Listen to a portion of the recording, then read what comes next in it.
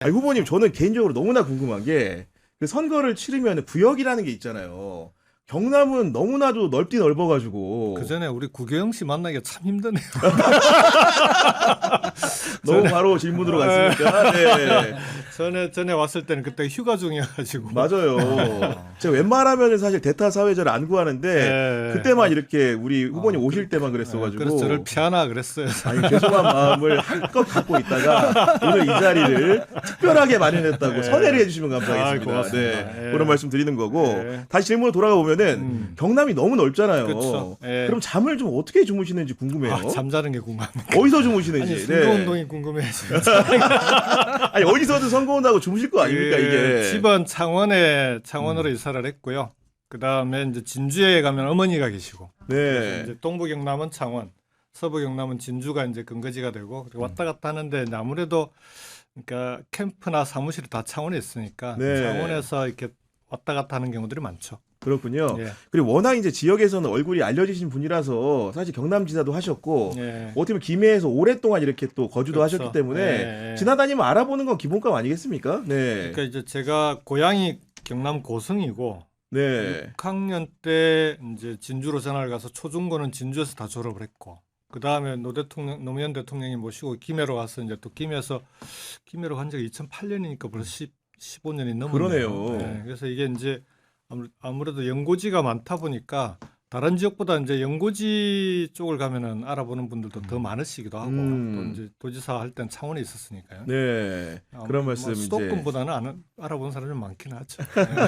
아니 그리고 최근에 보면은 대통령실이 용산에서 청와대로 예, 다시 옮겼는데 예. 그 얘기를 들으면서 아까 노무현 대통령 얘기도 잠깐 이렇게 해주셨는데 그 찾아보니까 우리 김경수 후보 같은 경우에는 노무현 정부 때 제1부속실에서 근무를 하셨던데. 처음에는 국정상황실로 왔고요. 그렇죠. 네. 인수위에 있을 때 기획팀에서 청와대 인수인계 업무를 맡았었고 그러다가 이제 국정상황실로 가서 이광재 실장하고 같이 일을 했었고요. 그러다가 1년 만에 대통령님 그때 탄핵당하셨잖아요. 탄핵당했다가 헌재에서 이제 기각되고 직무에 복귀하시는 날 일부속실로. 그게 5월 중순이었습니다. 그랬군요. 복귀 그리고, 당일에. 예, 네. 그리고 이제 쭉 일부속실에 있다가 마지막에는 이제 연설기획비서관을 했었죠. 기초적인 질문이기도 한데 1부속실이라는 데가 좀 이렇게 대통령과 어떤 일을 함께 하는 데인지 궁금해하시는 분들이 많을 것 같아요. 그러니까 아무래도 이제 비서실이라고도 하고, 그러니까 대통령님을 늘 이제 바로 직원거리에서 보좌하는 팀 이렇게 보시면 됩니다. 뭐 일정 수행, 뭐 지시사항 관리 등등 각종 회의 관리 이런 걸 다 이제 일부속실에서 다 하죠. 그다음에 이제 평소에 그러니까 그 위에 관저죠. 대통령 관저, 그러니까 대통령님의 관저 생활에서부터 업무까지를 다 케어하는 비서실이다. 이렇게 보시면 되죠. 아 그렇군요. 네. 그럼 밤낮도 없고 어떻게 보면 주말도 없는 그러니까 팀이다. 이제 요즘 유행하는 왜 눈 뜨면 출근, 눈 감으면 퇴근이 이제 대표적인 곳인데, 아니 그래서 그 관사를, 그러니까 청와대 바로 옆에 있는 관사를 줘요. 부속실 직원 중에서 이제 가까이 살도록. 예, 네. 왜냐하면 이제 새벽에 관저로 출근을 해야 되고 또 이제 마지막까지 있다가 퇴근하고 갑자기 급한 일이 생겨도 언제든지 바로 달려갈 수 있어야 되고 그래서 그때 저도 청운동 쪽에 관사가 있었는데 청운동에 네, 종로구 청운동에. 관사에서 네. 아니 그 정도라고 한다면 대통령이 굉장히 어떻게 보면은 이런 표현이 그럴 수 있습니다만은 불이기에 좀 편한 사람이어야 되다 보니까 과거에 인연이 좀 깊은 겁니까 어떤 겁니까? 노무현 대통령님 주변에 노 대통령님이 부리는 사람은 없었고요. 네. 그러니까 네. 대통령님은 늘 이제 그 같이 일하는 동지라고 생각을 하셨죠. 그래서 저도 모르겠습니다. 대통령께서 왜 저를 편하게 생각하셨는지는 모르겠는데 네. 부속실로 가지 않겠냐라는 이제 와서 일하지 않겠냐라는 제안을 처음 받았을 때 그때 우선은 이제 대통령님 곁에서 일할 수 있으니까 좋기는 하죠. 근데 이제 집에 가서 아내랑 그때 한번 상의를 했어요. 아 집에서. 그러니까 제가 이제 일부속실이 어떤 곳인지를 국민의 정부 때 한번 이제 경험한 적이 있어서 이게 부속실로 가면은 퇴임하시면은 따라가야 될 수도 모르겠다. 그래서 아내한테는 혹시 대통령님이 퇴임하시면 퇴임한 뒤에도 같이 일을 해야 될 수도 있는데 괜찮냐. 뭐 제 아내는 저보다 더 대통령님을 좋아하니까 뭐 그렇게 되면 더 좋죠. 뭐 이러고 이제 해서 저희들은 편하게 부속실로 갔던. 아, 것 같아요. 그랬군요. 네. 그야말로 이제 부부 일심동체가 아닐 수가 없는 건데, 예. 그 이외에 보면 또 이제 연설기획비서관도 하셨는데, 마지막에 네. 1년 정도. 예. 열거를 좀 해보면 국정상황실, 음, 일부속실, 행정관. 연설기획비서관까지 예. 그때 청와대 근무하면서 기본적으로 국정 전반을 꿰뚫어보는 능력이 자연히 생겼을 것 같습니다. 그러니까 저는 이제 그렇게 표현을 합니다. 이제 거인의 어깨 위에서 세상을 볼 수 있는 기회였다 이렇게 얘기를 하는데 이제 대통령님께서 늘 주문하셨던 게 일부속실 행정관으로 일할 때 이런저런 보고서들을 많이 올리잖아요.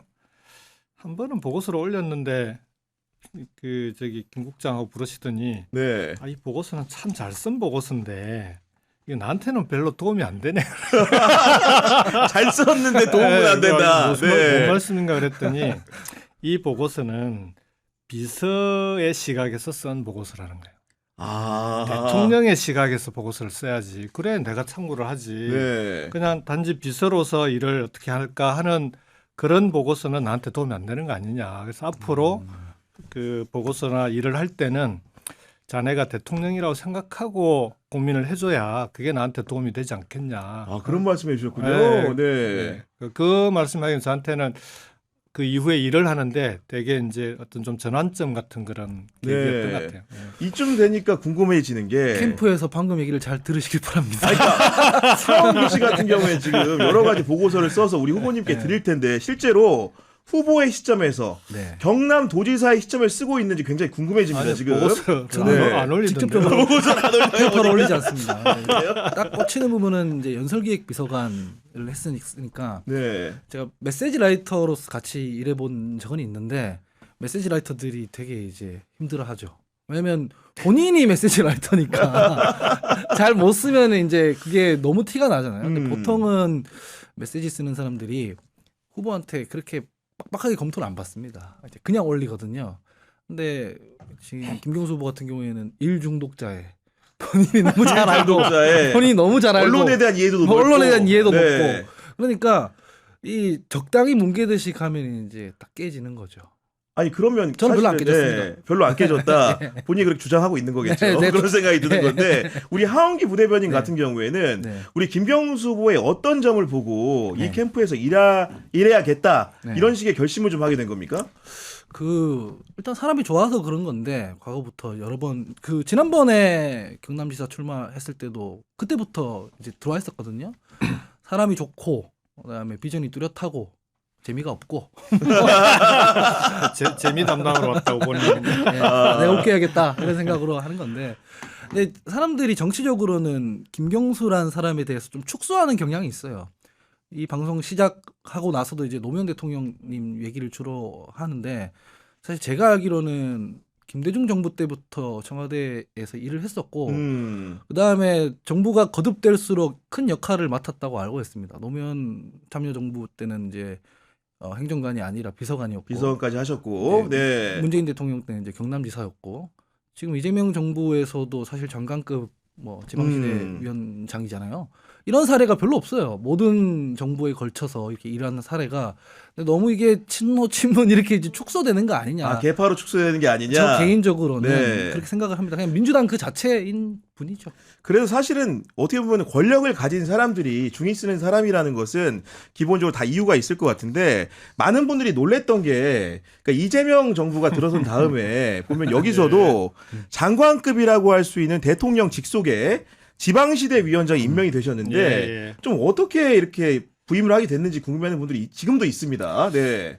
우선 이재명 대통령의 균형 발전 정책이 5급 3특이잖아요. 대선 때부터 이제 5급 3특 정책을 정책 공약으로 발표를 했었고 그 5급 3특 정책의 뿌리를 찾아가면 이제 부울경 메가시티가 있는 거죠. 그렇죠. 네. 부울경 메가시티를 처음으로 이제 지방을 권역으로 묶어서 한번 균형 발전을 해보자라고 제안을 했던 거고 그때 제가 도지사 할 때니까 이재명 대통령께서는 경기도지사 그렇죠. 네. 그러니까 그때부터 이 부산 경남 쪽에 오시면 부울경 메가시티를 적극적으로 지지를 하셨어요. 늘 이쪽에 오면 부울경 메가시티가 실현돼야 된다라고 하는 걸 강조하시고 나중에 이제 그 지방선거에서 지방 정권이 다 바뀌었잖아요. 그때도 이제 한 번씩 오시면은 계속 불경 메가시티를 얘기를 하시더라고요. 아. 그게 이제 제가 해외 갔다 와서 이번에 들어와서 보니까 이제 후보의 공약으로 5극 3특으로 그러니까 부울경뿐만 아니고 전국을 그렇게 권역으로 묶자라고 하는 걸 공약화해 놓으셨더라고요. 그래서 저로서는 그러니까 제가 시작한 일인데 그걸 이재명 당시 대표께서 이제 우리 당의 공약으로 만들어 놓으셨고 그럼 이건 제가 책임을 그렇죠, 그렇죠. 네. 그 와중에 지방시도위원장 제안을 해주셔서 저로서는 뭐 저한테 제일 잘 맞는 옷이다. 그래서 뭐 근데 혹시 그 덥석 받았죠.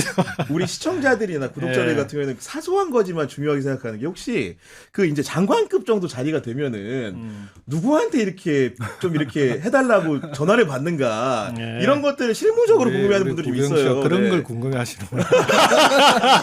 남을 빌어서 제가 물어보는 거죠 보면은. 네. 예, 그럼 뭐 비밀에 붙여야 되는 겁니까? 네. 이리저리 전화를 받습니다. 그렇군요. 이리저리 받아서 됐다 정도로 이해하면 될 것 같은데 아닌 게 아니라 제가 기록을 찾아보니까 이재명 대통령이 이제 경기도지사를 선거를 예. 치르고 나서 그 이후에 대선 후보가 됐을 때 21년에 보니까 경남도청에 직접 내려가서 이렇게 만난 기록도 있던데 후보 시절은 아니고요. 네. 제가 21년 7월까지만 경남도지사로 일을 하고 그 뒤에는 이제 그 드루킹 사건 때문에 그 수감이 됐던 그렇습니다. 아닙니까? 그래서 그 이후 선거 때는 제가 함께 하지를 못했고 그 전에 경남에 이제 몇 번 오셨었고 그다음에 그 전에 이제 사실은 당에서 친명 반명으로 엄청나게 갈라져서 싸울 때 터지게 싸웠죠. 네, 네. 초반에 그러니까 도지사직 수행하는 초반에 그때 이제 이런저런 좀 그 상황을 놓고 이걸 어떻게 좀 갈등을 좀 풀어볼까 이런 고민을 하면서 당시에 양정철 비서관하고 우리 두 사람이 이재명 지사 관사를 찾아가요. 아 직접 찾아가셨어요? 저 가서 저녁을 같이 하고 소주 한잔 하고 오. 그러면서 이제 그 사진도 찍고 그걸 SNS에 올렸었는데 그러고 나서 이제 그 당시에 소위 친문 지지자들로부터 엄청나게 공격을 받았죠. 아, 왜 이렇게 섞일 수 없는 계파의 수장과 이렇게 만났느냐 예를 들면. 그래서 네. 그 전에는 사실은 우리 이제 그 문재인 대통령 지지하시는 분들한테 저는 까방권 같은 게 있었거든요. 네. 대선 때 고생했다. 건드리지 마. 김경수는 건드리지 마. 네. 뭘 해도 그건 우리가 까임 방지권이 있어 이랬는데 그날 이후로 그게 없어졌어요. 진짜 욕 많이 먹었어요. 네. 그때 당시에 이재명 대통령께서는 당 내의 지지층들한테는 곤경에 좀 처해있었잖아요. 뭐 이렇게 운신의 폭이 적고. 그런데 어쨌든 그 문재인 대통령의 가장 가까운 사람이라고 하는 사람이 가서 사진도 찍고 하니까 어쨌든 뭐 아마 고마워했을 거라고 생각해요. 전 대통령 당연하죠. 입장에서는. 그리고 생각을 해보면 그 김경수 후보의 행동이라는 게 민주당이 하는 대의를 놓고 네. 계파 초월적으로 저는 뭐- 화합을 하자고 한 거지. 네. 우리가 갈등하고 싸우자 이렇게 한 게 아니지 않습니까? 네. 네. 그때는 그 갈등을 빨리 치유하는 게 대단히 당에서는 중요한 과제였어요. 그러니까요.